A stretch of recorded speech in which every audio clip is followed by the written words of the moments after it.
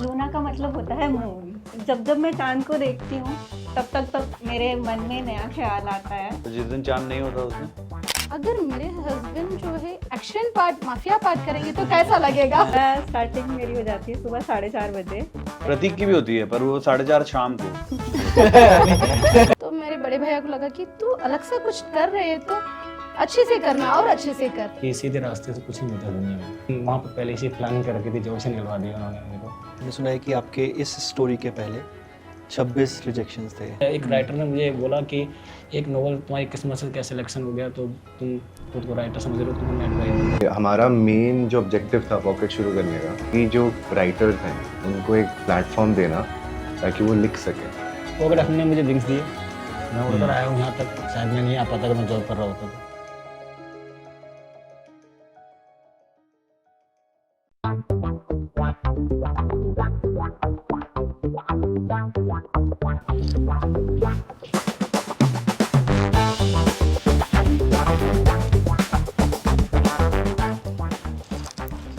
Comfortable? या काफी अच्छा सेटअप है। हाँ कोशिश करिए। Thank you. Nidhi, Yes, sir. Luna rights क्यों रखा यार आपने? लूना का मतलब होता है मून। हाँ हाँ, तो चांद क्या रिप्रेजेंट करता है? इमेजिनेशंस, अपनी दुनिया, अपने ख्यालात।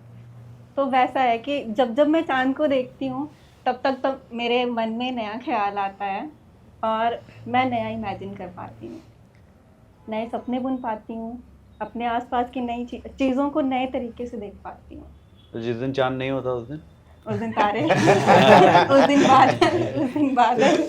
तो आपने ये नाम लूना कब सोचा? स्टोरी लिखने से पहले सोचा था कि बहुत पहले से आपने सोचा हुआ था कि लूना ही रखना है? स्टोरी लिखने से स्टोरी पहले लिखने से सोचा था। पहले सोचा। बढ़िया, नाइस। इंटरेस्टिंग। और आपका ड्रीमर अर्ज, हाँ, ड्रीमर अर्ज है। वो उसका स्टोरी क्या है? बस मुझे पहले घर को मालूम नहीं करना है कि मैं स्टोरी लिख रही हूँ, इसीलिए मैं ऐसा कर दी थी। पर अब तो सब जानते हैं, फेमस है। हाँ, मेरे भाई लोग ही मुझे अब सपोर्ट कर रहे हैं। हाँ कर ले, कोई ऐसा नहीं करता। मेरी फैमिली में कोई किसी को आता ही नहीं है लिखना। तो मेरे बड़े भैया को लगा कि तू अलग सा कुछ कर रहे है तो अच्छे से करना और अच्छे से कर, ऐसा बोल के मुझे मोटिवेट करते हैं अभी। तो लिखने से उन्हें प्रॉब्लम था या ऑल्टरनेट करियर ऑप्शन से प्रॉब्लम था पहले? शायद मुझे लग रहा था कि बाहर मैं कॉन्फिडेंट नहीं थी मेरे अपने राइटिंग स्टाइल में और राइटिंग में मैं कॉन्फिडेंट नहीं थी। और अभी जाके मुझे लगा कि हाँ मैं भी कुछ कर सकती हूँ, मैं भी लिख सकती हूँ। और आपका पेन नेम नहीं है? मेरा नाम रियल नेम भी अजीत है। अजीत, क्यों कभी सोचा नहीं पेन नेम रखने नहीं, क्योंकि मैंने जो लाइफ जी है ना, मैं मानता हूँ कि या तो मैं ऐसे ही निकलूँगा आगे, या तो निकनेम मुझे पसंद नहीं है। जैसा मैं हूँ वैसा सामने दिखना मुझे अच्छा लगता है। लाइफ जी पे लाइक आप अपनी कहानी बताओ। अब बहुत इंटरेस्टिंग है, लिसनर्स को भी बहुत सही लगेगा सुनने में। बट शुरू से कि आपने कैसे शुरुआत की, बचपन तक ले जाओ, मतलब हम सब सुनना चाहते हैं। बचपन की शुरुआत तो ये थी कि मैं 5 साल की उम्र में फरीदाबाद पहुंच गया। फरीदाबाद शहर में पहुंचा, गांव की लैंग्वेज थी, बहुत लोग परेशान करते थे मुझे, लेकिन एजुकेशन में भी दिक्कत होती थी क्योंकि हमने हिंदी से पढ़ाई करी। तो फरीदाबाद आपके पेरेंट्स शिफ्ट हुए थे? हाँ, मेरे फादर थे, फार्मिंग छोड़ के वो वहीं शिफ्ट हो गए कि मुझे उन्हें पढ़ाना था। मैं अच्छा। आप है कहाँ से अजीत वैसे? मैं ये उत्तर प्रदेश रामपुर। रामपुर से हैं क्या? अच्छा, नाइस। तो फिर वहाँ से हमने स्टडी करी। स्टडी करते करते हम 10th क्लास तक पहुँचा मैं। 10th क्लास में फिर मेरे फादर से मैंने बोला मैं आर्ट्स लेना चाहता हूँ, क्योंकि मुझे पढ़ना ज़्यादा था, जाके दिमाग लगाना नहीं था मुझे बिल्कुल भी। तो उन्होंने बोला नहीं मेडिकल, क्योंकि मुझे डॉक्टर बनवाना है अपना। तो मैंने उनके कहने पर मेडिकल करी। एजुकेशन अच्छी, मार्क्स अच्छे आए, गवर्नमेंट कॉलेज में एडमिशन भी हुआ, सब कुछ हुआ। लेकिन वो फादर मिडिल क्लास फैमिली और फार्मिंग बिलोंग, तो दिक्कत हुई। तो फिर मेरे फादर से एक फ़ाइट हो गई मेरी, मतलब बहस की। मुझे घर में बहुत सारी प्रॉब्लम्स हो रही थी मेरी पढ़ाई की वजह से। ज़मीन भी बिक रही थी। मैंने कहा सब कुछ मेरा अकेले का नहीं है, मेरे भाई भी हैं। जब आप पढ़ रहे थे, पढ़ाई कर रहे थे, तब हाँ, आप कॉलेज छोड़ दी? पहुंच गया। कितने साल हो गए थे पढ़ाई करे हुए? पढ़ाई मैंने 2011 में 12th कर ली थी। अच्छा। और 2016 में मैं कॉलेज में था, मतलब लास्ट ईयर था। मैंने उन्हें आगे बढ़ाने के लिए मेरे पैसे लगाना चाहते थे मेरे पीछे, मैंने मना कर दिया था कि मैं नहीं करूँगा आगे। तो फिर वो चले गए। फिर मैंने वो नाराज़ होकर चले गए। नाराज़ होकर तली तो गए वो, लेकिन उनकी सबसे अर्निंग वो जो ग्रोथ थी, रीढ़ की हड्डी जो होती है, कहते हैं फादर है, 20,000 सैलरी वो ख़त्म हो गई। उन्होंने बोल दिया कि मैं यहाँ नहीं रहूँगा अगर तो पढ़ाई नहीं करेगा तो। मैंने कहा ठीक है कोई बात नहीं। तो इसमें एक इंसिडेंट भी था, उनको भेजने का रीज़न ये था, मैं चाहता था कोई चले जाएँ यहाँ से, क्योंकि उनके एक बार हार्ट अटैक आ चुका था और एक बार डॉक्टर ने बोल दिया था कि वो ज़्यादा प्रेशर लेने लगे, ज़्यादा काम कर रहे हैं, तो उनको ऐसी जगह भेजो जहाँ पे वो खुश रह सकें। उस टाइम वो गार्ड्स होते हैं उनके सुपरवाइज़र थे, तो उसमें शिफ्ट का कोई वो नहीं होता कि आप कितने बजे तक काम करोगे, जब तक स्टाफ नहीं किया तब तक आप रुके रहोगे। उनके सुपरवाइज़र का ये प्रॉब्लम होती थी वहाँ पर। तो मैंने उनको भेज दिया लड़ झगड़ के। मैं फिर अब मुझे जॉब करनी थी, मुझे जॉब के बारे में कुछ पता भी नहीं, तो मैं दोस्तों से बोलता मुझे जॉब लगवा दो। तो मेरे कज़न ब्रदर ने मुझे लगवाया, एक बैंक में जॉब करवाई। प्राइवेट था वो, बैंक की तरफ से नहीं था, थर्ड पार्टी थी, बट सैलरी अच्छी थी, काम चल रहा था। लेकिन मैं वहाँ पे मुझे एक सीख मिली कि सीधे रास्ते से कुछ नहीं मिलता दुनिया में। लोग अगर आप सीधे रहोगे और आप सिर्फ ओनली मेहनत करोगे तो आपको लोग गिरा देंगे, बहुत परेशान करेंगे। वो कहेंगे इतना अंदर क्यों हो सकता है। तो वहाँ पर मुझे एक केस में फंसा दिया उन लोगों ने कि फिक्सड केस था। मैं गया वहाँ पे, मुझे ब्राइब मिली, रिश्वत 10,000 अमाउंट। तो मुझे रूल भी बताया था मैडम ने कि अगर कोई देता है तो आपसे बहस नहीं करनी, लो ऑफिस में सबमिट करो। मैंने वही किया, लेकिन वहाँ पर पहले से प्लानिंग कर रखी थी। तो फिर मुझे वापस जब वो 2 महीने बाद क्लियर हुआ कि भाई कोई दिक्कत नहीं है, तो उन्होंने मुझे वापस बुलाया, मैं गया नहीं फिर वहाँ पर। वहाँ से लाइफ मेरी जो है बढ़ती गई और थोड़ी सी दिक्कत ये हो गई, इन चक्करों में फैमिली में कर्जा बढ़ता गया। तो उसमें मुझे कम से कम, मेरा बिज़नेस था, हमारे भाई का बिज़नेस था अच्छा खासा, वो भी स्पॉइल हुआ। हमें लॉकडाउन लगा, लॉकडाउन लेबर पेमेंट हम पे डबल पड़ गई, 6 से 7 महीने पेमेंट। हम अराउंड बहुत नीचे चले गए, इतना कि अगर मैं ज़िंदगी भर भी काम करता एक 30,000 की सैलरी पर तो शायद मैं नहीं कर पाता। उसके बाद एक इंसिडेंट हुआ, मैंने क्या करा कि अब और मेहनत करते हैं, इतनी मेहनत करते हैं। मैं बन गया एक मज़दूर, कि जो आप रोड पे एक मज़दूर देखते हैं, उसको आप कुछ भी बोल लोगे वो कुछ नहीं रिएक्ट करेगा, क्योंकि उसे पता है कि मुझे काम करना है और पैसे कमाने। तो मैं मज़दूर बन गया। मैंने क्या करता था, मैं घी में लगा और मैंने उसको डिलीवरी मारना शुरू कर दिया। 18 घंटे, 4 घंटे सोना, 18 घंटे काम करना। ये कहाँ पे डिलीवरी करते हैं? फरीदाबाद में। कहते हैं ना कि एक डेस्टिनी होती है कि एक शरीर को ज़्यादा काम करवाओ तो दिक्कत होती है। माँ ऐसे कहती थी कि तू ज़्यादा काम करता है, इतना काम नहीं करना चाहिए, बॉडी पर रेस्ट चाहिए। इस टाइम पे आप रहते कहाँ थे? इस टाइम पे मैं फरीदाबाद में रहता था। और मतलब क्या घर था, किसी के साथ शेयर करते थे? नहीं, वो मैंने शुरू से मेरे फादर ने मुझे एक चीज़ सिखाई थी, बेटा कि अगर फैमिली को जॉइंट रखना है तो एक आप इतना तो अफोर्ड करके चलोगे कि 2 कमरे लेकर रहो, अलग रहो, ताकि वो साथ में रहें। अगर तुम ज़्यादा परिवार के बीच में रहोगे तो दिक्कत होगी तुम्हें। तो मुझे एक गाड़ी वाले ने, वो बहुत कार थी, वो मुझे टक्कर मार के गया। मेरे दिमाग में 10 दिन में काम नहीं कर पाया, तो बड़ी दिक्कत होती थी मुझे। मैं सोचा था, लेकिन 10 दिन के लिए था तो मैं फिर रिकवर कर चल गया। फिर मेरे माइंड में एक क्लिक रह गया था कि अगर मेरे को कुछ हो गया या मेरे को चोट लगी तो फिर फैमिली पैसे कहाँ से लाएगी। ये मेरे लिए बहुत बड़ी टेंशन थी। मैं सोचता था कि ऐसा कौन सा काम करूँ, बिज़नेस ख़त्म हो चुका है, सब कुछ ख़त्म हो चुका है, भाई टेंशन में रहने लगा था। तो फिर वो भी जॉब भी नहीं कर रहा था, क्योंकि जो ऑनर की पोजीशन पर रह चुका हो वो एकदम ही कैसे वर्कर में आ जाए, काम मिल नहीं रहा था उसको, मजाक बन रहा था उसका, तो कोई दिक्कत नहीं थी मुझे उससे। तो फिर मैंने और आगे बढ़ा, मैंने एक स्टेप लिया। मैंने पहले फैमिली को सिक्योर किया कि मेडिकल, तो मैंने कंपनी में जॉब मारी, वहाँ लगाया और वहाँ मैं लग गया सेल्स में, ताकि मेरे पास पॉलिसी आ जाएगी इंश्योरेंस में, फादर मदर का इलाज सही होगा। और सैलरी मेरी 24-25 हज़ार रुपये होगी। उसके बाद मैं पार्ट टाइम स्विगी में करता था। ये भी ये मेहनत थी अब तक कि हार्ड वर्क करना है, हार्ड वर्क से जीत होती है, तब यही पढ़ा कहता हूँ। तो हार्ड वर्क करते जियो वालों को पता था आप स्विगी क्या काम कर रहे हैं? स्विगी वालों को पता था आप जियो हैं? मैंने सब क्लियर बोल देता था साथ कि मैं आपके टाइम पे मैं आपका ही काम करूँगा, अगर आपको शिकायत लगेगी तो आप एक्शन ले सकते हो। मैं क्लियर बोलता था उनसे और टारगेट पूरे कर देता, तो उन्हें कोई दिक्कत नहीं होती थी। अब की बार एक्सटेंड ऐसा हुआ कि मैं 7 महीने के लिए बेड पे पहुंच गया। 7 फ्रैक्चर आए मेरे पैर में। इलाज तो हो रहा था, लेकिन इलाज से ही काम नहीं चलता ज़िंदगी में, क्योंकि अगर फैमिली में अर्निंग करने वाला तो मैं था, एक मेरा भाई था, भाई की पहली बंद हो गई थी, मैं भी गया। अब दिक्कत ये है कि रेंट हो गया, सब कुछ हो गया, लाइफ कैसे चलाएंगे। वो मोमेंट बहुत ख़राब था मेरे लिए।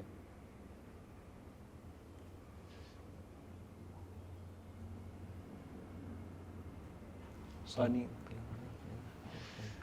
वो ऐसा मोमेंट था कि मैं नहीं चाहता था किसी के साथ बीते। पैसा तोड़ देता है इंसान को। मैं ना नेट पे रिसर्च करता था हर चीज़ का कि मैं कैसे पैसे ज़्यादा कमाऊँ। मोटिवेशनल स्पीकर देखना, गाने सुनना, लेकिन कुछ नहीं पाता था। भगवान पर बिलीव करना, भगवान साथ देता है और बहुत साथ देता है। विश्वास था अंदर से। मेरे सर कहते थे इधर वो कुछ हो, माँ कहती थी, मैं बढ़ता लगा गया। एक दिन जब बेड पे बैठा हुआ था मैं, तो कहते हैं ना किस्मत का रास्ता दिखाती है। मैं हर बार मैंने नई चीज़ पर ट्राई करता था, क्योंकि निकालना था मुझे जानकर अपने फादर के पास, जो मुझसे बात नहीं करते थे। मैंने पढ़ाई छोड़ दी। तो मैंने वहाँ से पहले नोवेल लिखना, मैंने वहाँ पे मुझे मिला कि लिख कर पैसा कमाया जा सकता है, फ़ोन से पैसा कमाया जा सकता है। बिलीव तो नहीं हो रहा था, पर ऑप्शन भी कुछ नहीं था। 3 महीने बेड पे हूँ, क्या कर सकता हूँ। मैंने ट्राई किया, लेकिन मैंने पहले लिखी मानव एक दानव, मानव और दानव। वो मेरी राइटिंग मैंने हिंदी इंग्लिश जो होती है ना, इंग्लिश वर्ड में टाइप करके वैसे कर दी। तो मेरे को कोऑर्डिनेट मिले, सपोर्ट को पता चला कि प्रोग्राम सपोर्ट करती है बहुत। तो उन्होंने बताया कि इसको हिंदी में कन्वर्ट करो जी, स्टोरी अच्छी है। कुछ ये और आपका करना कब पड़ेगा। लिखा था मानव दानव? ये सबसे ये किस मैंने लिखा होगा 2023 में। 2023 में, 2.5 साल हो गया आपका। तो मैंने कहा कि ऑडियंस करती है। मैं थोड़े से प्रोग्राम देखने लगा, लोगों के समझने लगा, अर्निंग का बेस तो मुझे पता चल ही गया था। लेकिन मुझे समझ नहीं आ रहा था कि मैं किस राइटिंग वे में लिखूँ कि लोगों को ज़्यादा खींचूँ। मुझे चाहिए था, मेरे पिताजी का एक कहना है, जिसका जितना रुतबा उसका उतना नाम और उसका उतना पैसा। आप कभी पैसे के पीछे मत भागना। अगर आपने नाम कमा लिया तो आपने सब कुछ कमा लिया। तो मुझे माइंड में यही चीज़ रहती थी हमेशा। तो मैंने कहा, मैंने फिर मुझे सबसे फेवरेट स्टोरी मेरी जो कहते हैं, मैं खुद राइटर हूँ, मैंने सुपर योद्धा कम से कम 16 बार सुनी है।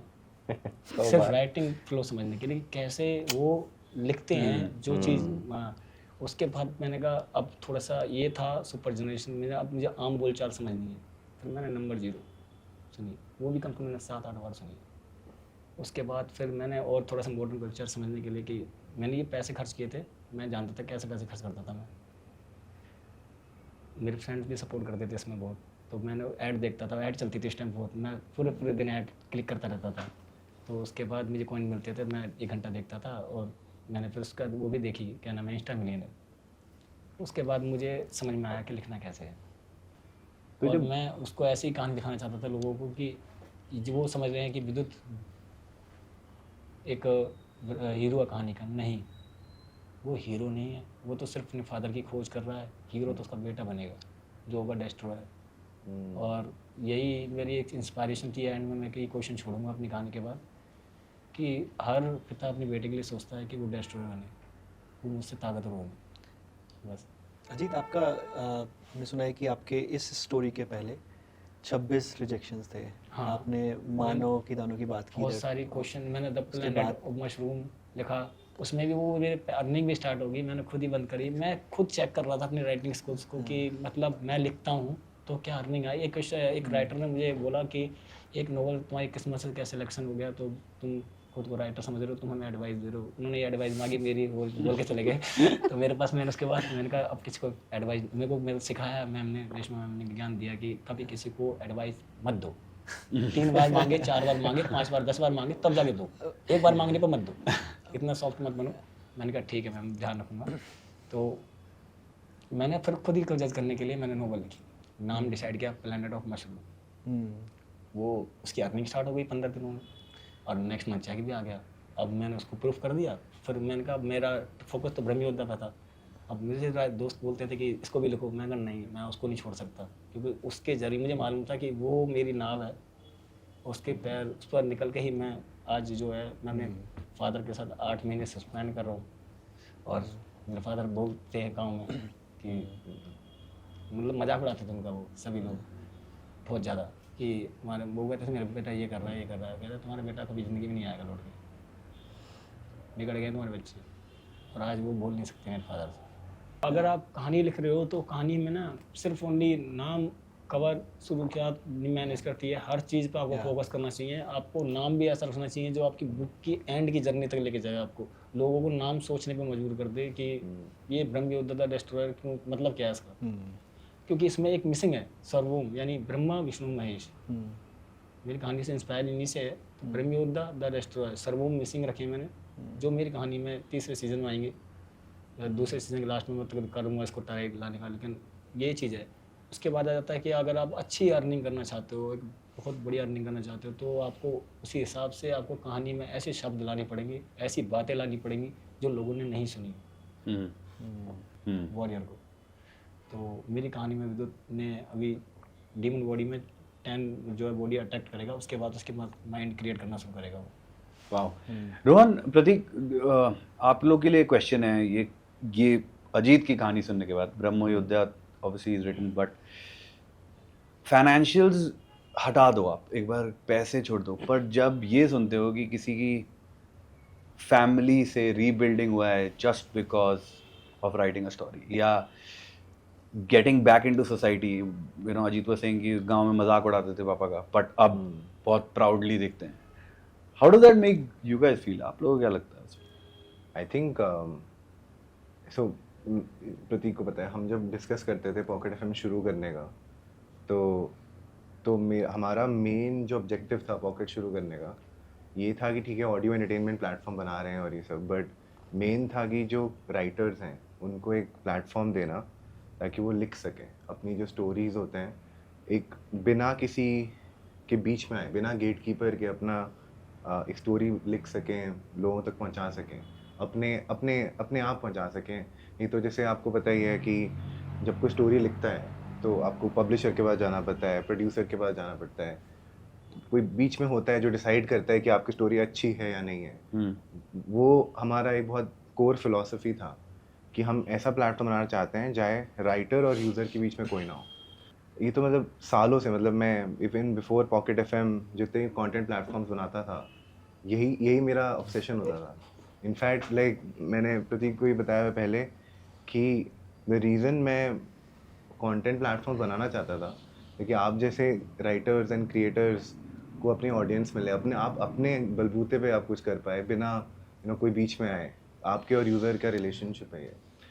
तो ये ऑब्सेशन था मेरा और काफ़ी टाइम लग गया बनाने में, अभी भी शुरू ही कर रहे हैं हम, बट ये ऑब्सेशन तो यही था कि एक प्लेटफॉर्म ऐसा बनाए जहाँ दुनिया भर के आप जैसे राइटर्स एक अपना ऑडियंस पा पाएँ।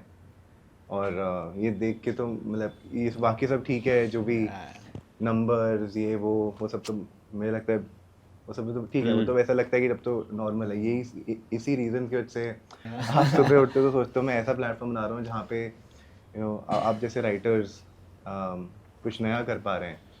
अब हिडन जेम्स हैं एक्चुअली। अब ऐसे सोचोगे, अगर मेरे हिसाब से बहुत टैलेंटेड राइटर्स है दुनिया में, बहुत टैलेंटेड, और आप जैसे बहुत टैलेंटेड राइटर्स है, बट उनको कोई मंच नहीं मिलता, कोई प्लेटफॉर्म नहीं मिलता जहाँ पे वो अपना स्टोरी बता पाए। तो ये देख के तो मतलब इससे बेटर तो मतलब मैं मोटिवेट हो रहा हूँ आज तो कि और आप बोले आप हार्ड वर्क करोगे, मैं भी हार्ड वर्क करूँगा। जैसे आप रामपुर से हो, मैं भी पास में एक जगह है कानपुर करके, वहीं से हूँ। तो कानपुर में मैं भी पला बड़ा हूँ, तो मैंने भी वहाँ पे देखा है कि तो होता क्या है कि कानपुर वैसे ये भी अपने आप को बड़ा कहानीकार समझता तो वो टेस्ट भी ली जाएगी, साथ में कॉम्पीट करेंगे। तो कानपुर जैसे जगह में क्या होता है कि ना आप जैसे निकल जाओगे गलियों में, मोहल्लों में ना, बहुत लोग ना स्टोरीज बताते रहते हैं एक्चुअली। ऐसे अपना मतलब जैसे हम लोग ना अभी बहुत फॉर्मल हो गए हैं सिटीज़ में और छोटी जगह में ना लोग ना कहानियाँ बताते रहते हैं। कहानियाँ तो छोटे से मतलब दादी मम्मी सुनाती थी कहानियाँ, राइट। तो मेरे को ये था कि सबके पास ना कहानियाँ होती हैं सुनाने के लिए। आई थिंक इनफैक्ट मेरे पास भी है कहानी सुनाने के लिए, बट ऐसा प्लेटफॉर्म, राइट, जहाँ पे जैसे रोहन ने बताया कि बिना किसी फ्रिक्शन के, बिना किसी गेट कीपर के, एक प्लेटफॉर्म जहाँ पे क्रिएटिविटी अनलॉक कर सकें, राइट। आपके पास जो भी है आप लिखिए, सुनाइए, राइट। बाकी it's an open thing, right, है ना। हम आपको जितना हो सकता है व्यूवर्स देंगे विदाउट एनी गेट कीपर। सो वही विजन था हमेशा से, राइट। आई थिंक सही डायरेक्शन में हम लोग, आई थिंक बहुत सारा काम करना है अभी। एंड आई थिंक इंडिया में तो मतलब बहुत टैलेंट है। अजीत, आपके ड्रीमर्स, निधि, राइट, आप जैसे ना आई थिंक बहुत करोड़ों लोग हैं जिनके पास ना टैलेंट एग्जिस्ट करता है। हम लोग को पहुंचना है उनके तक, एंड देन उनको आप उनके इंस्पिरेशन हैं आपके लिए, मतलब जैसे हाँ। तो आप हर प्लेटफॉर्म में क्या होता है ना कि कुछ लोग ऐसे इंस्पिरेशन होते हैं एंड देन वो प्लेटफॉर्म बड़ा हो जाता है। आई थिंक हम लोग को लगता है कि आप लोग जैसे क्रिएटर्स इंस्पिरेशन है फॉर दोज करोड़ों लोगों के लिए आपके जैसे नए नए प्लेटफॉर्म्स हैं ना, उसमें हम मेरे को कभी लगता था कि थोड़ा ना जो कला जो चीज़ होती है ना, लाइक ना लॉन्ग फॉर्म स्टोरी टेलिंग की, वो थोड़ी सी आई थिंक ना थोड़ा सा दब भी गई थी, बिकॉज ना लोगों को चाहिए कि 30 सेकंड का 1 मिनट का मिल गया खुश हो गया मैं, राइट है ना।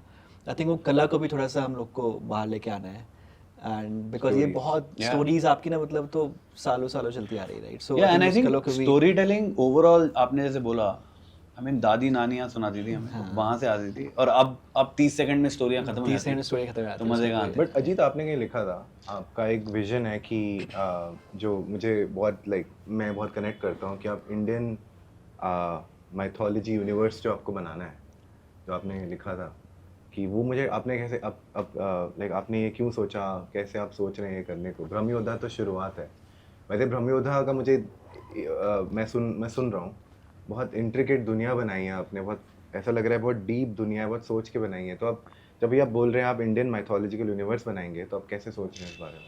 उसके लिए सर मैंने तरीके सोचे हैं, जैसे कि फॉर एग्जांपल मैं आपको यहाँ क्लियर कर देता हूँ टाइम के हिसाब से कि हमारा मुझे एग्जैक्ट सही से याद नहीं, नोट्स बने पड़े हैं।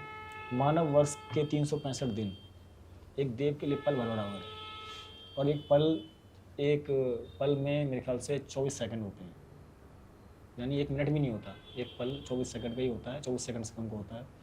तो आप सोचिए कि अब वो ब्रह्मयोद्धा बन चुका है, अब वो जब जाएगा सेकंड सीजन में, यानी यूनिवर्स में एंटर करेगा, तब उसके लिए जो टाइम वो काटेगा वो कितने लाखों सालों में होगा।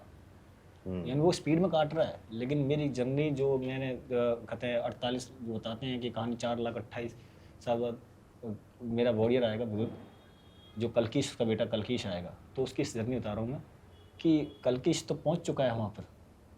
यहाँ पर सीज़न 1 में मैं ये रिलीज़ कर दूँ, कोई दिक्कत तो नहीं, बोल सकता हूँ उस चीज़ के बारे में? हाँ। सीज़न 1 में स्पॉइलर मत रिलीज करना, स्पॉइलर यूजर्स आपका रुक wait कर जाओ। रहे होंगे। एंड वील कम, आप वापस आएंगे ब्रह्मयोद्धा पे। दीदी, हिमाचल में क्या करते हो आप पूरे दिन? लाइक वो आप मेरे को अपना दिन बताओ, शुरू कहाँ से होता है, क्या करते हो? मुझे पता है, जस्ट लिसनर्स को बता दो, निधि को गप मारना बहुत पसंद है, उन्होंने बोला है मुझे। तो और क्या, how does it your day start, क्या करते हो आप? मैं स्टार्टिंग मेरी हो जाती है सुबह 4:30 बजे, तो उठ के तो पहले 4:30 बजे? हाँ, मैं मॉर्निंग पर्सन हूँ। हिमाचल में ज़्यादातर आपको मॉर्निंग पर्सन मिलेंगे, सुबह उठ के काम करने वाले। प्रतीक की भी होती है, पर वो 4:30 शाम को। हाँ, तो ऑलमोस्ट 6:30 बजे तक मैं एपिसोड लिखती हूँ एक, हालांकि उसको करेक्ट नहीं करती हूँ, लिख के रख लेती हूँ। फिर उसके बाद जाती हूँ, 9 बजे तक मेरा खाना वगैरह रेडी हो जाता है। उसके बाद फिर 1 घंटा निकाल के मैं पढ़ाई करती हूँ। मैं एमसीए कर रही हूँ, अभी मेरा लास्ट सेमेस्टर चलेगा। तो फिर उसके बाद मैं वापस पढ़ाई ख़त्म करने के बाद इधर उधर थोड़ी देर टहलती हूँ, आधा घंटा, मैं वापस आके बैठ जाती हूँ। फिर शाम 4-5 बजे तक लिखती रहती हूँ, और कभी छत पे लिख लेती हूँ, कभी नीचे लिख लेती हूँ रूम में। फिर वापस फिर से खाना बनाओ, और बस खाना बनाओ, लिखो, यही रूटीन है मेरा। और बेस्ट लोकेशन क्या लगता है घर में लिखने के लिए, जहाँ सबसे ज़्यादा मतलब? मेरे घर में सारी लोकेशंस बहुत बहुत अच्छी अच्छी हैं, है। जो बोल सकते हैं आपकी किसी के छोटा बच्चा जो इमेजिन करता है अपनी ड्राइंग्स में, पहाड़, नदी, बादल, सूरज, है। वो सारा view same to same scenery मेरे घर से Environment दिखाई करके देती दिया है है। तुमको। हाँ, तो लाइक जैसे लोगों को होता है कि उनको थॉट्स नहीं आ रहे हैं, मैं अगर उस सीनरी के सामने भी बैठ जाऊंगी ना, मुझे थॉट सोचने की ज़रूरत भी नहीं पड़ती है, वो अपने आप ही सर्कल चल पड़ता है। हम लोग सोचते हैं यहाँ बैठ के कि हम कभी हिमाचल जाएंगे, वहाँ पे आके सोचेंगे। निधि के लिए है कि रोज एवरी एपिसोड इज लाइक कभी कुछ नहीं हो तो हमने जानवर रखे हुए हैं ना, उनकी मूवमेंट देख लेती हूँ, उधर से कुछ आ जाता है। निधि, जैसे अजीत ने अपनी पूरी स्टोरी बताई, इंस्पिरेशन कैसे आया लिखने का, आप भी थोड़ा बताइए कि आपको कैसे ट्रिगर कैसे हुआ लिखने का, कब आपने सोचा, थोड़ा सा उस बारे में थोड़ा बताइए आप। हो सकता है मेरी स्टोरी इंस्पायरिंग ना हो, क्योंकि मैं 2 साल से पिछले पॉकेट एफएम की लिसनर हूँ। जी। तो मेरे 2 साल पिछले ऐसे गए थे कि सुबह शाम खाते बनाते सोते मैं पॉकेट एफएम स्टोरीज सुनती थी। 2 सालों में शायद ही कोई ऐसी स्टोरी बची थी जो मैंने ना सुनी थी, शुरू से लेके एंड तक। तो वो जो ऑब्सेस्ड लोग होते हैं स्टोरीज के लिए, मैं वैसी थी। फिर अब जब स्टोरीज सुन रहे हैं तो रात को सपने भी वैसे ही आएंगे। तो उन सपनों में कभी मैं जादू करती थी, कभी किसी को मारती थी वाह, एक आपकी स्टोरी बता सकते हैं ऐसे कौन से एक लड़के को देखा है, कौन सी स्टोरी सुनते थे आप? आपकी favourite story favourite story pocket सुनने में जब आप पहले एक लड़की को देखा, वो मेरी फर्स्ट स्टोरी First थी। story थी आपकी। हाँ, उसके बाद सेकंड स्टोरी थी मेरी डेविल से शादी। उसके बाद एक और थी, रोमांटिक स्टोरी थी, जी मिस्टेकन मैरिज करके एक Mistaken Marriage थी, करके एक ऐसे करके बहुत सारी थी, जी। लेकिन अभी मुझे नाम याद जी, नहीं आ जी, रहे। एक पॉइंट ऐसा आया था जब पॉकेट एफएम पे स्टोरीज खत्म हो गई थी, yeah. फिर मैंने यूट्यूब एक्सप्लोर करा। ये आपने अच्छा बताया हम अच्छा, लोगों के लिए, बहुत काम है हम हमें। लोग के लिए स्टोरीज और अभी डालने हैं। आप जैसे राइटर्स और स्टोरीज लिखेंगे। फिर मेरे केस में ये था कि यूट्यूब पे भी स्टोरीज खत्म हो गई, अब क्या करूं? फिर मैं गई चैट जीपीटी के पास, मैं क्या अब क्या करूं मैं, बता भाई तू बता दे, और तो है नहीं कोई। क्योंकि घर वालों से पूछती, वो तो बोलते कि ऐसे फालतू के कामों में लगी रहती है, उनके लिए तो वो किचकिच थी, उन्हें समझ नहीं आता था। फिर पॉकेट एफएम ने बताया कि अगर तुम्हारे पास सुनने को कुछ नहीं है तो तुम लिखना ट्राई करो। फिर वहाँ से मुझे पता चला कि पॉकेट एफएम पे स्टोरीज भी लिख सकते हैं। फिर मैं सोचूं अब लिखना क्या है। फिर सोचा जब मैं खुद कैरेक्टर हूँ, अपनी स्टोरी, अपनी लाइफ की खुद हीरोइन हूँ, तो क्यों ना खुद को हीरोइन बनाया जाए। तो मेरी स्टोरी में जो कैरेक्टर है काव्या, जिसका रीबर्थ होता है, उसे मैं खुद को बनाती हूँ। और स्टोरी में जितने भी कैरेक्टर्स हैं वो मेरे आसपास के लोग ये हैं। आपको सपने में आया था ये वाह। Story plot line? सपने में वैसा आया था, मैजिक वगैरह, अच्छा, magic वगैरह आया था। आम भूत वगैरह। जी तो तो उनका नाम निधि है, आपका जो Main मेन character है, कैरेक्टर है उसका उनका नाम नाम निधि निधि है। है। तो आपका स्टोरी शुरू होता है लाइक रिवेंज से, बट देन वो फैंटेसी चला जाता है, उसमें फेरीज होते हैं। ये कैसे आपने सोचा पूरा दुनिया जो मेरी ये सपनों से आया ना मेरी लाइफ में फेरी मेरी एक बेस्ट फ्रेंड है सेजल, हम नर्सरी से साथ में हैं। जब भी मेरे को कोई प्रॉब्लम होती है वो हमेशा साथ होती है, तो वहां से मैंने उसको बना दिया फेरी। अच्छा, उनका नाम भी सेजल ही है, हाँ। फेरी का। और मेरी मदर ने लाइफ में बहुत स्ट्रगल किया है, तो हालांकि मैंने अभी उनका नाम ऐड नहीं किया, क्योंकि आगे स्टोरी में चल के मैं उसका नाम चेंज करूंगी जब उनकी शादी होगी पापा से, तो वहां पे करवाऊंगी मैं सब कुछ। मैंने एक कहीं पढ़ा था, किसी लिसनर या रीडर का मैसेज आया था आपको। हाँ, मैं हर कमेंट पढ़ती हूँ, मेरे को हर कमेंट याद होता है। मेरे को ना जब एक टाइम आया था तब कॉन्ट्रैक्ट नहीं मिला था अभी स्टोरी के लिए, तो मैं सोच रही थी पता नहीं लोगों को पसंद आ रही है कि नहीं आ रही है, मैं ऐसे तो नहीं लिखती जा रही हूँ। पर फिर एक लड़की थी सफ़ा, उन्होंने कमेंट करा था कि आपका जो स्टोरी है वो बहुत अच्छी आई है और उनको बहुत पसंद है, इंस्पायरिंग लगती है उनको। तो फिर मैं बड़ी इफेक्ट हुई कि हाँ यार लोगों को पसंद आ रही है, अब तो लिखना पड़ेगा। पहले मैं एक एपिसोड डालती थी, फिर मैं 2 और 3 एपिसोड्स पे आ गई डेली पे। बस। वाह। पता है मैं बहुत क्रिएटर्स से मिला हूँ across the world, and writers ही नहीं, बहुत क्रिएटर्स वो क्या करते हैं, एक बार अपनी एक क्रिएशन करते हैं, उसके बाद उसको छूते नहीं है या उसको देखते भी नहीं है। वो बोलते हैं कि मैं ऑडियंस है। आप कुछ अलग करते हो, आप क्रिएट करते हो और फिर आप फिर से सुनते हो एज एन ऑडियंस अपना खुद का क्रिएशन टू गेट। मेरी स्टोरी में सबसे बड़ा पॉइंट, मेरी ऑडियंस भी मेरी स्टोरी में इन्वॉल्व होती है। जैसे कोई लिसनर्स आ रहा है मेरे ऊपर, कमेंट कर रहा है मतलब मेरी स्टोरी के ऊपर, और बार बार कमेंट कर रहा है, तो मैं उसका नाम भी स्टोरी में ऐड करती हूँ एज अ कैरेक्टर। तो मैं Wow. लिसनर्स की चॉइस Wow. के हिसाब से चलती हूँ। एंड घर वाले खुश हैं राइटिंग से, पहले वो तो मेरे- सुनते हैं। पहले तो मेरे घर वालों को पता ही नहीं था। ओह, वो अभी मेरे पेरेंट्स को जब मेरा फर्स्ट चेक आया था तब पता चला था, और पापा को तो अभी 10-15 दिन पहले। और पापा ने कैसे रिएक्ट किया 10-15 दिन? पॉसिबल ही नहीं है। अच्छा तो आपने कभी ऐसा किया कि कोई लिसनर का कुछ फीडबैक आया और आपने स्टोरी चेंज कर ली, थोड़ी डायरेक्शन स्टोरी का लिसनर के फीडबैक से?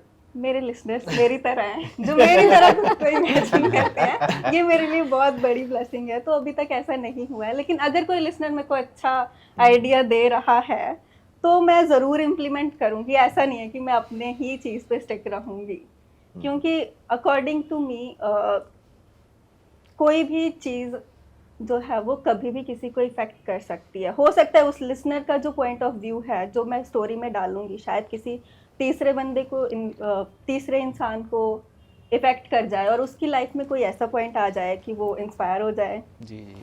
तो अभी आपके पास और भी स्टोरी आइडियाज है कि आपका फोकस बस इस पे है कि मेरे को इसको और बड़ा बनाना है कि नहीं, और भी स्टोरी आइडियाज है। एक्चुअली मैंने एक स्टोरी और चलाई है, सीक्रेट प्रोफेसर करके। हालांकि मैं रोमांस में Okay. उतनी अच्छी नहीं हूँ, but I am trying. People are really वो सच में लिसनर सच में प्यार दे रहे हो स्टोरी को अच्छा, भी, बढ़िया। और कोशिश बहुत करूंगी। अच्छा। तो अपने लिसनर्स को क्या बताना चाहते हैं रीबॉर्न टू रूल में, और क्या आने वाला क्या है? आने वाला स्पॉइलर नहीं बताना।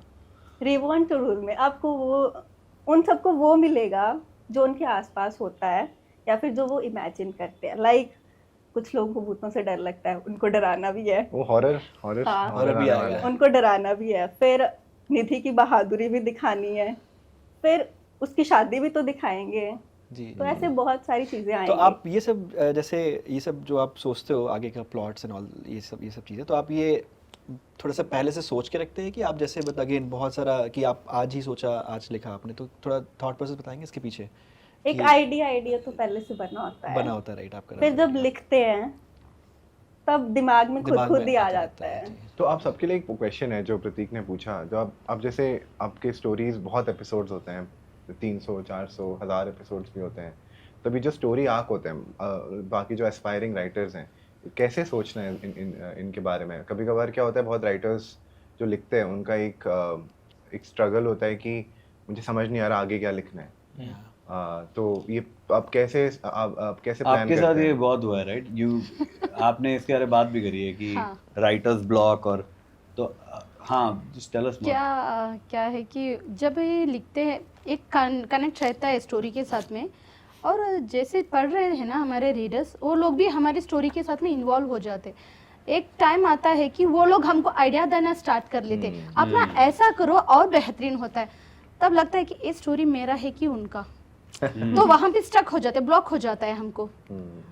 तो सोचना पड़ेगा ये क्या करेंगे, हमको ऐसा कुछ लिखना है जो वो लोग ना सोचे, ये खुद बोले हाँ राइटर ने तो नेक्स्ट एपिसोड में ऐसा एक सरप्राइज ऐसा एक शॉक रखा है, ऐसा जो लोग नहीं सोचे वो वहां पे देना है, ऐसा सोचती हूँ। बट ये बहुत मे बी आप लोग दोनों को डिबेट करना चाहिए इस पे, क्योंकि ये बहुत ऑपोजिट थिंकिंग है राइटर्स में, राइट? कि नहीं कुछ नहीं, कुछ मेरे सोचते हैं। राइटर्स हैप्पी है। हाँ, नहीं Happy है नहीं, मेरे मैं बोल रहा हूँ writers। कि कुछ and this is good for listeners point of view also, कि कुछ राइटर्स को लगता है कि बिल्कुल नया देना जो उन्हें कभी महसूस नहीं हुआ है, कुछ को ऐसा लगता है कि उनका वर्ल्ड फिर से बनाओ। नहीं, मेरा मतलब वो नहीं था। मेरा मतलब था कि जो सीन मैं नेक्स्ट लिखने वाली हूँ वो लोग स्पॉइलर अलर्ट जैसा वो लोग पहले से सोच लेते, हाँ इस सीन के बाद में वही आने वाला है, तो you want to surprise them and Yes. Completely shock them.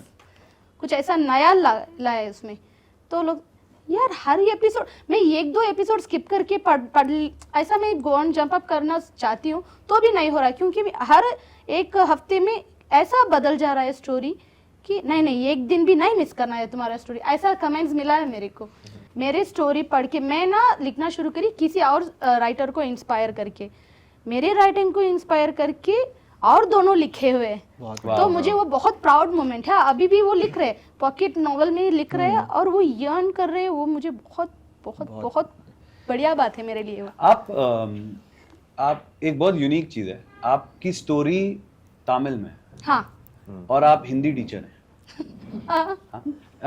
अपनी जर्नी के बारे में बताइए, अपनी स्टोरी बताइए। मेरी जर्नी, हम लोग साउथ इंडियन के मुस्लिम्स हैं तो घर पे उर्दू बोलते हैं, लेकिन साउथ इंडियन का उर्दू आप कंपेयर करेंगे तो ऐसा नहीं होगा।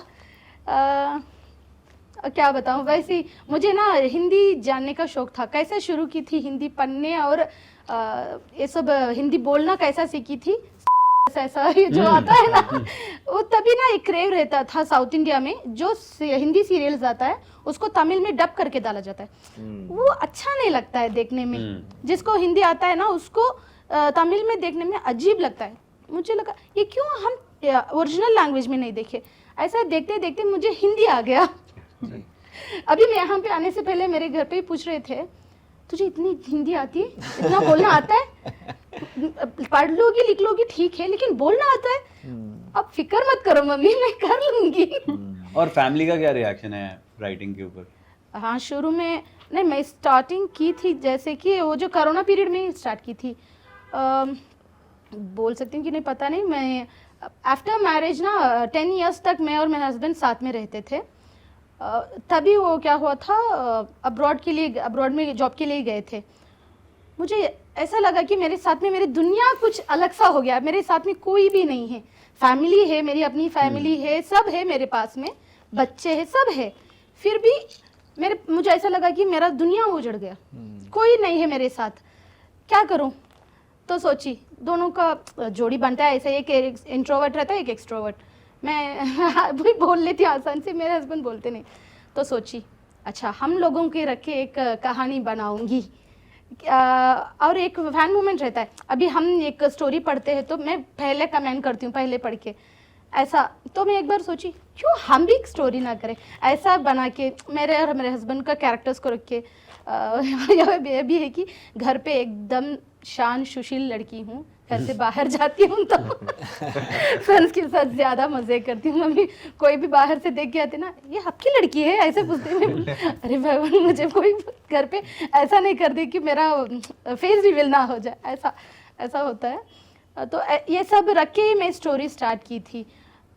फिर लो सोची अगर मेरे हस्बैंड जो है एक्शन पार्ट माफिया पार्ट करेंगे तो कैसा लगेगा। ये सब ड्रीम में ही कर सकते हैं क्योंकि वो इतना आवाज़ से भी नहीं बोलते। तो सोची हाँ ये गुस्सा करेंगे तो कैसा रहेगा, चलो करते उसको यहाँ पे एक्सप्लोर करते। ऐसा करके सब चालू हो गया था स्टोरी में। बहुत इंटरेस्टिंग स्टोरी है इसमें। ड्रैगन्स हैं, वेयरवुल्व्स हैं। हाँ। ये आपने कैसे स्टोरी में वही डाला? अभी मैं तो शैतान बच्चा हूँ, तो बहुत शांत सुशील है। तो सोची हाँ शैतान बच्चे को ऐसा है तो चलो। अभी सबके फैमिली में होता है, ज़्यादा परेशानी करते हैं तो माँ डांटते। मेरे घर पे भी वही है, मेरी मम्मी मेरे हस्बैंड को बहुत सपोर्ट करते हैं, मेरे को डांटते। तो सोची हाँ मैं ईविल बनूंगी, उनको अच्छा बनाऊंगी ऐसे। अगर वो तो, उनको थोड़ा वो ऑरा देना है तो ये सबको रखना पड़ता है। कोई किसी को डांट के आवाज़ ऊंची आवाज़ से भी नहीं बात करते, वो ये सब करेगा तो कैसे रहेगा।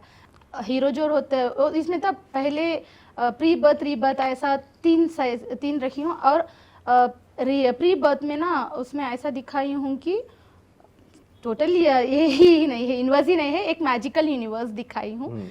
इसमें एक ऑफ जो है वहाँ पे ये जो कर्स्ड प्रिंस रहता है वो जो है गॉड का वहाँ से है, वो प्रिंस रहता है। इस साइड पे है कर्स्ड प्रिंसेस। उसको एम्पायर में रखना है लेकिन नहीं रखना है ऐसा।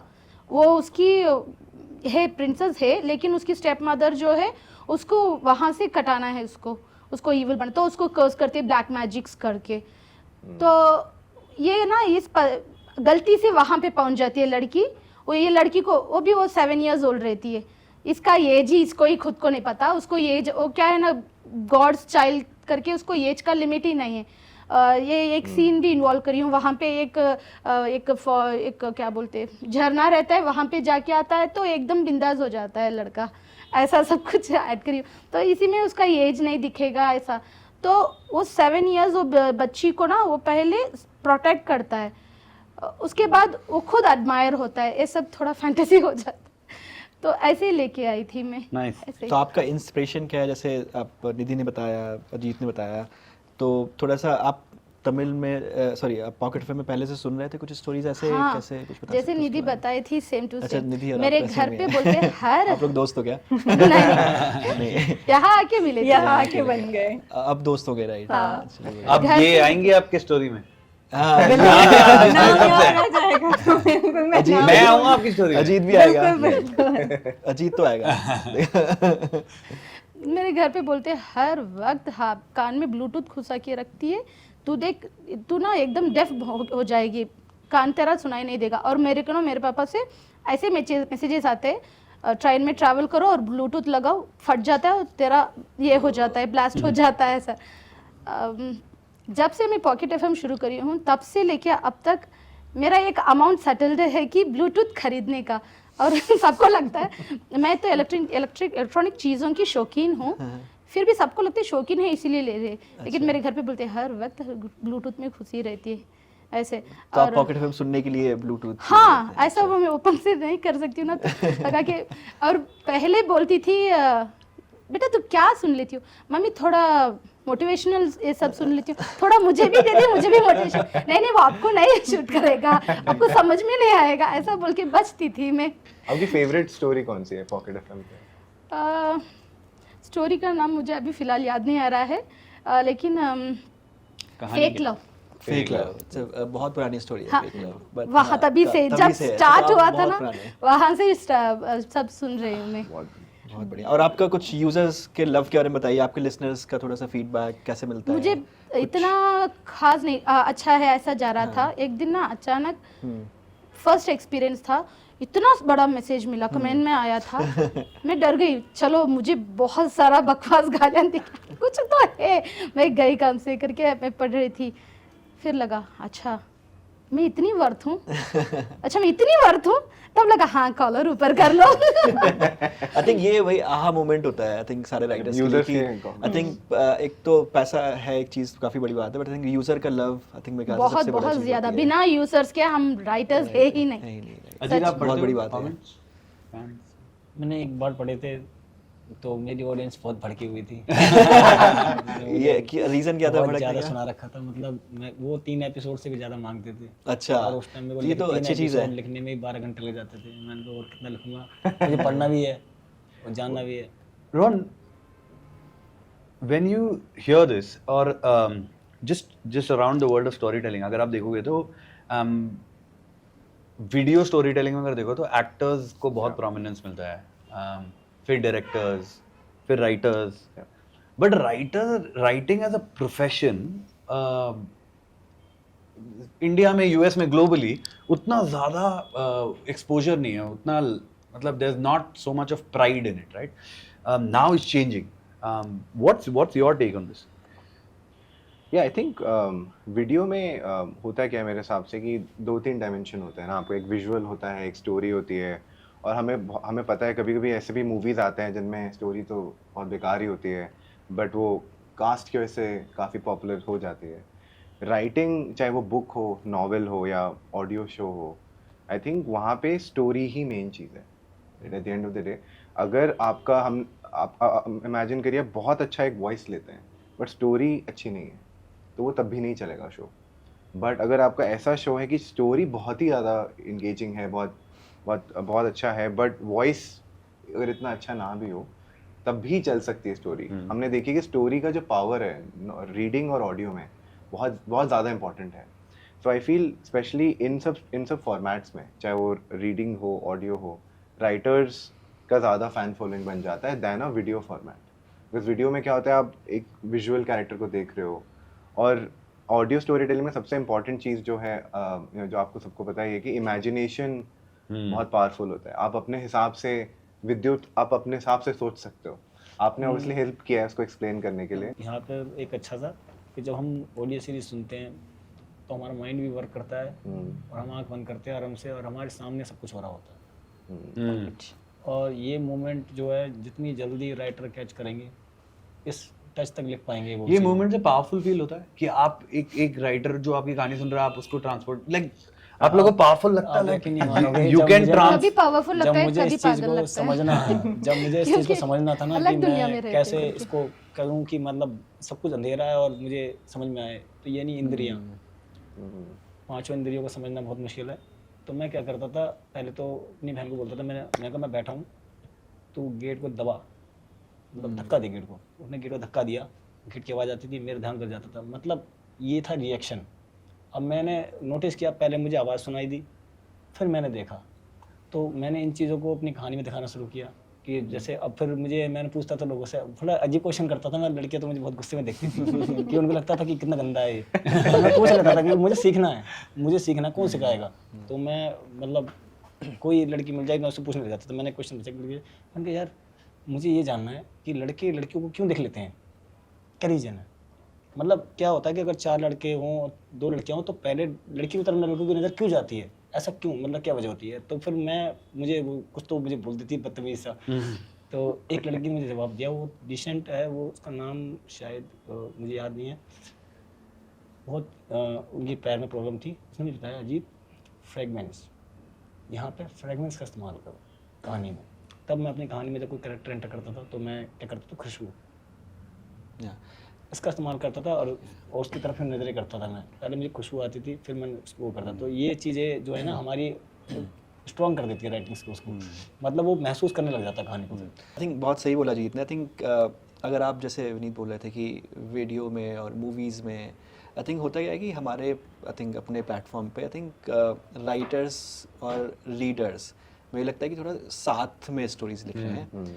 मूवीज में क्या होता है, इट्स वेरी लाइक ट्रांजैक्शनल होता है कि लिख दिया देन आ गया, राइट। हमारे में ऐसे आपने बताया, अजीत ने बताया, निधि ने बताया कि ये लोग रीडर्स के साथ स्टोरीज लिख रहे हैं, तो वो आई थिंक बहुत यूनिक है। ये बहुत यूनिक सा एक्चुअली। अगर आप सोचेंगे इवन जो traditional form of book writing है, आप 1-2 साल लगाते हैं, सोचते हैं, हाँ। फिर लिख देते हैं, फिर आप यूजर रिएक्शन जानते रिएक्शन आते हैं। यहाँ पे एज हम एपिसोडिक है, आप लिख रहे हैं, अपलोड कर रहे हैं, Feedback। कमेंट्स आ रहे हैं, तो आप एक जर्नी में हैं with the with the radio. I think बहुत डिफरेंस है। आई थिंक मेरे को इसलिए लगता है कि आई थिंक ऐसे प्लेटफॉर्म के मेरे को लगता है कि इसलिए आप लोग के बहुत ज़्यादा फैंस भी हैं, बिकॉज वो लोग महसूस कर रहे हैं कि हम लोग साथ में, अच्छा अजीत के साथ मैं सुन रहा हूँ, आपके साथ सुन रहा हूँ, आप भी जैसे आपने बताया कि आपके जो लोग रिव्यू करते हैं, आई थिंक आप भी उनको डाल देते हो अपनी स्टोरीज में। दिस बहुत यूनिक तरीका, मैं मतलब हमने तो कभी नहीं देखा ऐसे स्टोरीज लिखने का। आपको मूवीज, वेब सीरीज सारा ट्रांजैक्शन होता है कि वो पहले लिख जाता है, उसके बाद व्यूअर्स तक जाता है, खत्म, राइट। यहाँ पे मुझे लगता है कि writer readers, I think the collaboration is the strength. Ultimate dream क्या है निधि, क्या करना है इसके बाद, क्या करना, कौन सी कहानी लिखनी है, कहानी छोड़ो, ड्रीम क्या है, क्या करना है? भाई मेरे को सिंपल सी लाइफ चाहिए, बट ऐसा है कि घर वालों को सुकून हो कि हमारी लड़की अगर अकेली है तो वो अकेली रहने का दम रखती है। घर हो छोटा सा, एक छोटा सा खेत हो, 4 सब्जियां उगाऊंगी, खुद बनाऊंगी और खा लूंगी। पर ये नहीं चाहिए कि लोग जाने कि निधि ने लिखा है रिबॉर्न टू रूल, इंस्टाग्राम पे 1 मिलियन फॉलोअर्स हैं, लोग पूछ रहे हैं निधि अगला सीरीज कब आ रहा है, ये नहीं चाहिए। देखो अगर हो रहा है तो वो प्लस पॉइंट है, ठीक है, I am getting popular, but नहीं हो रहा है तो भी कोई बात नहीं, ओवर एक्सपेक्टेशंस नहीं है, क्योंकि सुकून ज़्यादा इम्पोर्टेंट है। आई थिंक अंडरडॉग, निधि की स्टोरी अंडरडॉग वाली है, तो निधि भी थोड़ा अंडरडॉग, ज़्यादा पब्लिसिटी। पर जैसी आपकी कहानी चल रही है आप वहाँ पहुंचोगे बहुत जल्दी, मुझे लगता है। होप सो ऐसा हो। मैं ये सब इसलिए बोल रहा था कि आप मेरे को कैरेक्टर बना के स्टोरी में डालो ना। वो तो मैं वैसे भी बना ही दूंगी। पता चले 100 एपिसोड बाद विनीत का नाम। अल्टीमेट ड्रीम क्या है? राइटिंग में तो ऐसा एक स्टोरी देना है जैसा कि कोई सोचे भी ना, वरना मैं अपनी ड्रीम लाइफ ही में जी रही हूँ अभी फ़िलहाल के लिए। मेरा एम्बिशन था टीचिंग करना, मैं टीचर हूँ अभी। बचपन से बोलते ना, एक टाइमलाइन में एम्बिशन चेंज होता है। मेरा शुरू से टीचर था, अभी मैं टीचिंग में हूँ, और मुझे राइटिंग ना पैशन है, तो इसको कभी छोड़ने का याद नहीं है। और क्या है ना, एटलीस्ट 1000 वर्ड्स लिखना है, वरना ना ऐसा डेली रूटीन में कोई एक काम छूट जाता ना, वो कैसा रहता है, अजीब सा रहता है हम लोग को। अरे हम ये आज कुछ तो नहीं किए, क्या करें, ऐसा ऐसा उंगली चलता है। ऐसा टाइप करने से हमको ऐसा टाइप करने का आदत है, तो उंगली चलता है, अभी क्या करें। हाँ, अभी जाके हम कुछ ऐसा लिखे, सर ने पैर ने, मेरे पास इतने सारे कंटेंट पड़े हैं, क्यों लिख रहे पता नहीं, लेकिन लिखना है, उसको एक ऑर्गेनाइज करके एक बेहतर से बेहतरीन एक स्टोरी देनी है। यही अब फिलहाल के लिए मेरा एक ड्रीम है। आपके हस्बैंड ने सुना आपकी कहानी? हाँ, पढ़े हैं उनको फर्स्ट टाइम मेरी मम्मा पढ़े थे, वो भी कितने साल बाद, 2 इयर्स के बाद में। क्या है ना, रात में ही टाइप करती हूँ, हर रात फ़ोन में घुसी पड़ी रहती है, इतना क्या गेम खेलना। तो ऐसे ही मैं चालू कर रही थी, फिर मैं एक दिन मम्मी से बोली, मम्मी मैं ना स्टोरी राइट कर रही हूँ। अच्छा, कहाँ कुछ एक ऐसा एपिसोड बता दे। उनका रिएक्शन इतना ही था, अच्छा तूने लिखी, सच्ची में तूने लिखी? नहीं, इसमें तो नाम किसी और का लिखा है। नहीं, वो मेरा पेन नेम है मम्मी, मुझे ना महबूबी नाम डालने में थोड़ा डर हो रहा था कि कोई कुछ ना बोले, इसीलिए मैं इतनी कॉन्फिडेंट थी। नहीं, अच्छा है, तेरे पे इतना सारा खूबी है, अच्छा है, बढ़िया है, कर ले और अच्छे से कर ले, ऐसा मजे मिला पर था। अभी आपके हस्बैंड को पता है आपने जो गुस्सा वाला कैरेक्टर उन पे लिखा है ये सब? हाँ, पता है। पता है? बोली, मैं बंदा बेचारा ऐसा बैठा हूँ, तुम मुझे क्यों ऐसा सड़क में ला रही हो? मुझे ऐसा सब नहीं करना। नहीं, आपको नहीं करना। क्या है ना, हर एक लड़की को ना बिफोर मैरिज एक ड्रीम रहता है अपने लाइफ पार्टनर में, तो सबका लाइफ पार्टनर जैसा वो इमेजिन करते ऐसे ही नहीं मिल जाता ना, तो जैसा मिला उसको मैं अपने हिसाब से बना ली, बस इतना ही, सिंपल। आप सब फोन पे लिखते हैं, आपको एक अच्छा लगता है फोन पे लिखना? मैं एक बात बोलूं? हाँ, बोलिए। आपने, मुझे नहीं पता आपको खुद को कैसा लगता है आपको प्लेटफॉर्म को बना के, लेकिन आपने अनजाने में एक ऐसा प्लेटफॉर्म दे दिया है जहाँ पे एक मिनिमम से मिनिमम इंसान, बच्चा जो भी आराम से स्टोरी लिख सकता है, चाहे उसके पास कुछ नहीं है, सिर्फ इमेजिनेशन है। क्योंकि आज के टाइम पे फोन तो सबके पास है, अगर फोन नहीं भी है तो कोई अपने मम्मी पापा के फोन पे लिख लेगा थोड़ा टाइम निकाल के। तो द थिंग इज कोई भी अपने ड्रीम को पूरा कर सकता है आपके इस प्लेटफॉर्म से। तो ये हमारे लिए तो बहुत बड़ी ब्लेसिंग्स है, और जो आने वाले राइटर्स हैं उनके लिए भी बहुत बड़ी ब्लेसिंग है। Thank you. मैं Thank you, उनके thank बात you so में much. 100% जाऊंगी, क्योंकि जो लोग राइटर्स, दूसरे राइटर से भी मैं बात की हूँ, आप लोग ऐसा एक प्लेटफॉर्म दिए हैं जिस लड़की को जैसे भी है घर पे हस्बैंड का पैसा यूज़ करना, पेरेंट्स का पैसा यूज़ करना अलग बात है, अपना पैसा यूज़ करना एक बहुत बड़ी बात है। वो यहाँ पे मिला था उन लोगों को। एक मिलता है फेम और मिलता है, बहुत सारे लड़की लोग फेम बिना उन लोगों का नाम छपा के, पहचान छपा के लिख रहे, और ऐसे ऐसे लिख रहे हैं कि रात में सब सो जाए, किसी को पता ना चले। मेरे पास शेयर किए हैं वो लोग कि बेड के नीचे बैठ के लिखे हैं, वॉशरूम में बैठ के लिखे हैं। क्या है कि हमको एक कॉन्फिडेंस मिलता है, हम लोग अपन को इंडिपेंडेंट मानते हैं ये सब में। तो ये एक क्रेडिट जाता है किसको? पॉकेट टीम को जाता है। बहुत बढ़िया काम है, इसीलिए मैं बोली थी निधि से मैं जाऊंगी, इस बात में जाऊंगी करके। बाय द वे निधि, आप वॉइस से लिखते हैं ना? हाँ, मैं वॉइस से लिखती वॉइस हूँ। से लिखते हैं, उसके बारे में बताएं, आपको क्यों इतना अच्छा लगता है?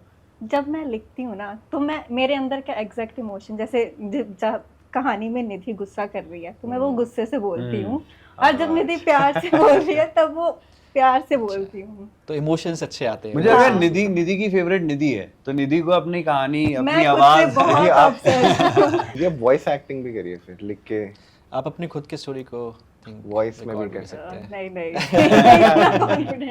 मैं आपको पॉकेट एफएम की इंटरनल एक बात बताता हूँ। हम लोग के सबके बीच में ना एक कंपटीशन चल रहा है। हम सब कहानियाँ लिख रहे हैं और हम सब प्लेटफॉर्म पे डाल रहे हैं और देख रहे हैं कि किसका अच्छा करता है। अब लकीली हम लोग आपके साथ बैठे हुए हैं। टिप क्या है? और ये हम कंपटीशन कर रहे हैं कि हम कि किसका ब्लॉकबस्टर है। किसका ब्लॉकबस्टर है। तो अब टिप क्या है, क्योंकि एक हमारा दोस्त है जो यूएस में बैठा है, ललित, वो अपने आप को बहुत 30वां खान राइटर समझता है। तो मुझे उसको भी बीट करना है। तो टिप, एक एक लाइन में tip for good writing. Tip मैं कहीं सभी दूँ? हाँ, टिप तो बहुत बेहतरीन है, लेकिन नहीं सबके सामने तो मुझे दिक्कत हो जाएगी। मैं आपको कैसे दूंगा पर्सनली, बहुत फिर इन दोनों को मत देना प्लीज। नहीं ये तो अच्छा नहीं रहेगा ना। ऐसे टिप दूंगा कि आप ऐसी स्टोरी लिखोगे जो कभी लोगों ने ना किसी को मैच कहीं से होगी नहीं वो। ठीक है, मैं आपसे आपको नहीं, ये बुक है। Any tip for writing? Tip, आपको एडमायरिंग करना है तो किसी दूसरे में नहीं, आपको आपके सराउंडिंग्स में जो भी है उसको देखो। अगर आपको कुछ नया आइडिया आ रहा है, कुछ सोचना है, आपके सराउंडिंग जो भी है उसमें थोड़ा ध्यान दो, तो आपको अच्छी खासी आइडिया मिलती है। दिल से लिखो, दिल तक जाएगा। वाओ, दिल से देखो दिल तक जाएगा। To and I think it's मजा आया। Rohan, Pratik, what do you feel? कैसा लगा सबसे आई मिलके? थिंक मेरे को तो खुद बहुत इंस्पायर्ड फील हो रहा है। अब मैं जाके तुरंत लिखने वाला हूँ। मैं लास्ट में बात बोलूं? हाँ बिल्कुल। आज मैंने चीज देखी ना, जैसे मैं तो चिल होके लिखती हूँ, हर किसी की अपनी स्टोरी होती है, हर कोई अपनी स्टोरी को वर्ड्स दे सकता है पॉकेट एफएम पर। तो मैं फीलिंग्स नहीं ला पा रही हूँ। तो अगर कोई भी ऐसा पर्सन है जिसे लगता है कि वो लिखना चाहता है और लिख सकता है, तो वो डेफिनेटली पॉकेट एफएम पर आए। पॉकेट एफएम कभी उसको जज नहीं करेगा, पॉकेट नॉवल कभी उसको जज नहीं करेगा। नहीं, बहुत अच्छा बोला, इसलिए मैं भी अभी लिखना स्टार्ट करने वाला हूँ। आई थिंक आप आपको जज करेंगे। I'll figure out a pen name, but I think आप लोग बहुत इंस्पिरेशन है सबके लिए। आई थिंक करोड़ों अभी एस्पिरेशनल राइटर्स के लिए। आई थिंक हम लोग काफ़ी अभी हम लोग को और आप लोग इंस्पायर कर रहे हो और मेहनत करने के लिए आगे, आप लोग के लिए और अच्छी चीज़ें लॉन्च करने के लिए। एंड या और मैं, आपने बीच में बोला था कि मेरी कहानी उतनी इंस्पायरिंग नहीं है। मैं एक्चुअली सबको बोलना चाहता हूँ कि हम सबकी कहानी में कुछ ना कुछ स्ट्रगल है। हाँ, आप बहुत अच्छे लोकेशन में रहते हो, बट आई एम श्योर कुछ ना कुछ है। सब अपनी अपनी जिंदगी जी रहे हैं, सबकी जिंदगी में कोई स्ट्रगल है और मैग्नीट्यूड डिफरेंट है बस। And everyone's an inspiration. आप लोग जो कर रहे हो अभी, मैं आपको लिख के देता हूँ कि ये दिस इज गेम चेंजिंग।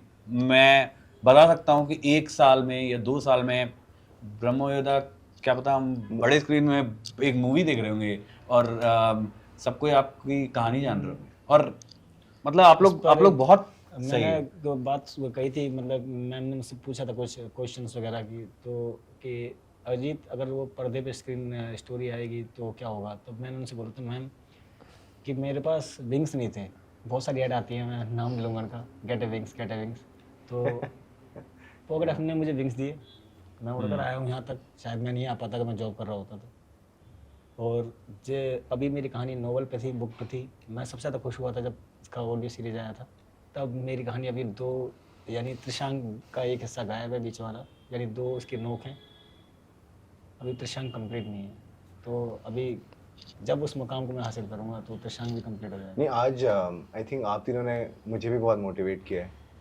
कि हम जो प्लेटफॉर्म बना रहे हैं और इस पे और मेहनत करना पड़ेगा हमें भी। लाइक आप ऑब्वियसली बहुत सारे राइटर्स को मोटिवेट कर रहे हैं, बट ये नॉवल टीम में जो मेंबर्स रहते हैं ना, पॉकेट टीम में, वो लोग भी बहुत मोटिवेट करते हैं। अगर कहीं भी हमको डाउन फील होता है, मैं ना लिख रही थी स्टोरी, स्टार्टिंग में मेरा छूट गया था बीच में, वही मैं राइटर ब्लॉक करके, मेरी बेटी का एक्सीडेंट हो गया था, तो मुझे क्या करना है आगे, स्टोरी में ध्यान देने का नहीं जा रहा था। तो उसी टाइम पे मुझे कॉल आया था टीम से, बोल रहे थे आपका स्टोरी बढ़िया जा रहा है, आप क्यों रुक गए, आप स्टार्ट करो। तब से क्या हो गया था, मुझे अगर कभी डाउन फील हुआ तो मैं उनको कॉल करती हूँ, बोलते हैं कि ऐसा फालतू में नहीं, बोलते नहीं आपका ये जगह में अच्छा जा रहा है, आप करो। बहुत मोटिवेट और सपोर्ट करते हैं। कभी भी कुछ भी चीज़ में, कहीं पे भी राइटिंग में प्रॉब्लम हो तो 24/7 अवेलेबल रहते हैं, जैसा वो बहुत बड़ी बात है। बहुत बड़ी बात। जॉब 6 to 8 ऐसा जा रहा है, 24/7 कभी भी पूछ लो, वो लोग टेक्नोलॉजी में कुछ टेक इशू है, कुछ भी है तो वो लोग अवेलेबल रहते हैं, वो बहुत बड़ी बात नाइस। है। और आज आप टीम से भी मिलोगे बाद में। Yes. मैं अजीत एक बात बोलना चाहूँगा कि तुमने बोला कि पॉकेट एफएम ने तुम्हें विंग्स दिए हैं, आई थिंक आप लोगों ने पॉकेट एफएम को विंग्स दिया है, Yes. तो and we are very thankful, we are very indebted and we are very grateful, तो थैंक यू सो यही मच मिशन था हमारा पॉकेट Yeah. बनाने का। And this was fun. Thank you.